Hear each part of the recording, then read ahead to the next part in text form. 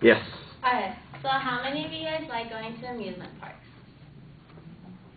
1, 2. Okay, so do I. When I was little, there's always like a big revolution within my household because I'm the oldest and then I have 2 younger siblings. So it's kind of like I want to go on the roller coasters, they don't. My parents just like to like walk around, be like the people, just go to the stores, stuff like that, right? So today I want to explain to you why Knott's Berry Farm is one of the best family amusement parks for everyone to enjoy. First, I'll start out with the roller coaster because I'm the kind of person that likes, I'm a thrill seeker and I like going, the adrenaline pumping kind of thing. So Knott's Berry Farm has a specific area, it's called the boardwalk area. That's where you have Supreme Scream, Boomerang, Accelerator, Silver Bullet, and all those big roller coaster rides. And one of my personal favorites would be Accelerator. It goes from 0 to 82 miles per hour in 2.3 seconds, which is pretty much over by the time that you're like actually ready to go on the ride. And but that's not all. About 2 months ago, they actually revealed that they're going to have a new ride, which is going to take place of one of the sky caverns, just like the big pole with the big K on top. And I'm pretty excited for that one. That's pretty much like a big octopus with 64 swings all around. And it's going to be actually higher than Supreme Scream, go up 300 feet in the air, and spin you around like a helicopter for about like a minute or so for 30 miles per hour. So looking forward to that. And second would be, while the boardwalk area is for the thrill seekers and teenagers and stuff like that, there's also Camp Snoopy for all the little kids. Camp Snoopy is a designated area for the little kids where the parents could also ride the rides with them if they're, they get too scared or they're too little, they could come by and, have fun and stuff like that.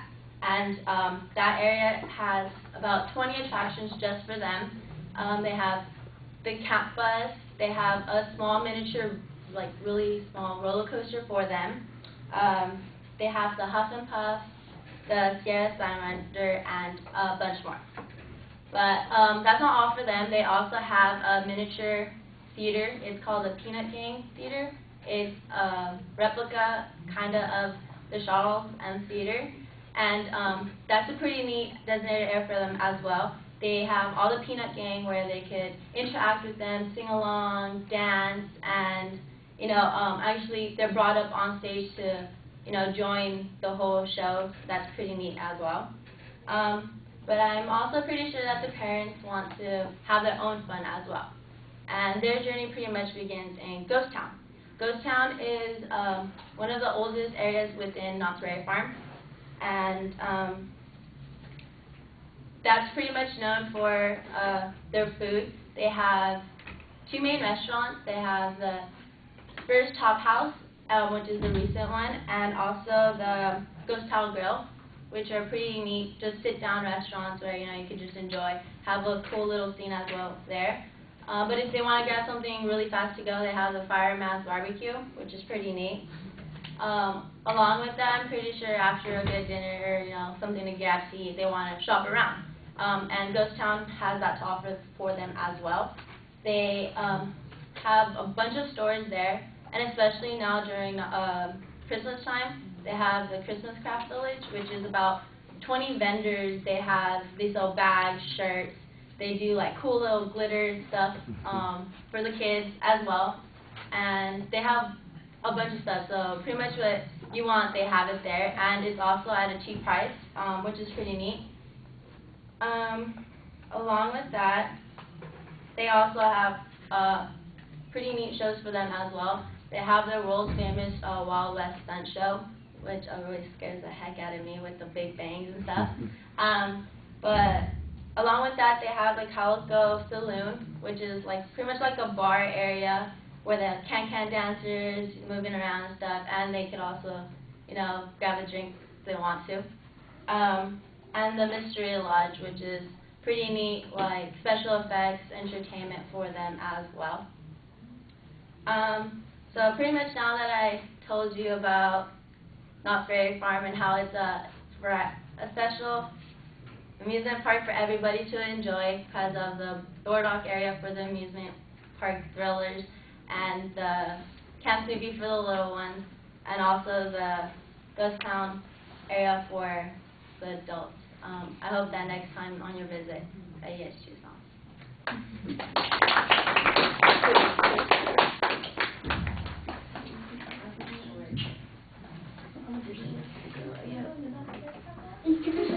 Yeah.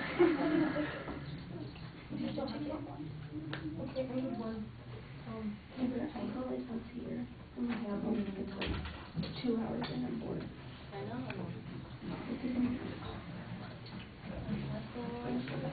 Go ahead and pay $4 to get home with. They're not $39. Oh, $1. That's just one half. I would come on.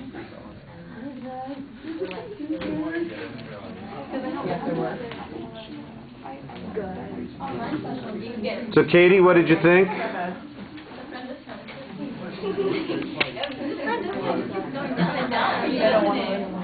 What's that? Oh, that's a. Oh. I thought your delivery was very well. You speak very loud so everybody can hear you. You did say a lot. When you ever got kind of sidetracked or distracted, you started to say I liked how you divided Knott's into like age groups. Though I didn't feel very persuasive, I just kind of felt like I was being informed about Knott's. But it was entertaining. You were able to engage with the audience, so I enjoyed it.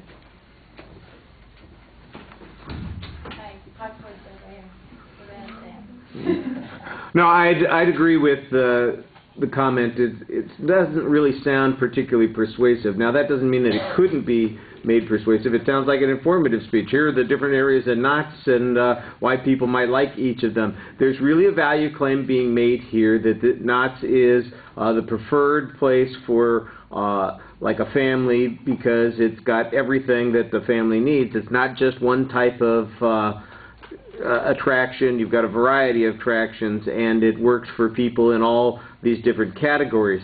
But it's just your evaluation and assessment of those categories. We don't have any research in the speech at all. We get a description of what the park is like.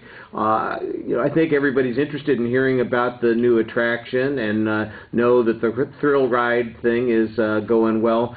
But what percentage of people go to Knott's for the thrill ride? How many people visit Knott's each year that only are interested in the shopping or the food? Is it a bigger family place, or is it a teen hangout? You mentioned the kids section, for instance. Has that really increased attendance? Has it made it something where parents or grandparents can take their families? Has it made a difference in their marketing? We don't get any information about those kinds of things.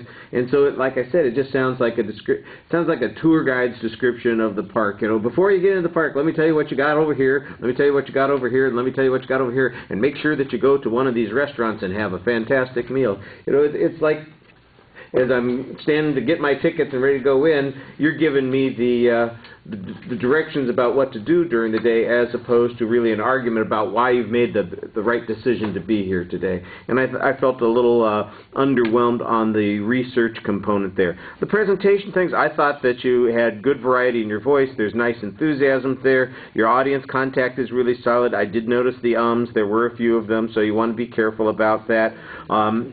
I thought your facial expressions are the part of the speech that's most effective nonverbally. You look at us, you're smiling, you seem engaged when you're talking to us, so that's going to help sell some of this a little bit. However, the way you stand does look a little bit odd. You've got your one hip back and your one leg kind of defiantly forward. When you look at it on video, it'll seem a little awkward, at least from this angle. Maybe it doesn't look quite as noticeable on that side of the room, but it does look a little uncomfortable, I think, for most of us. All right. Thank you.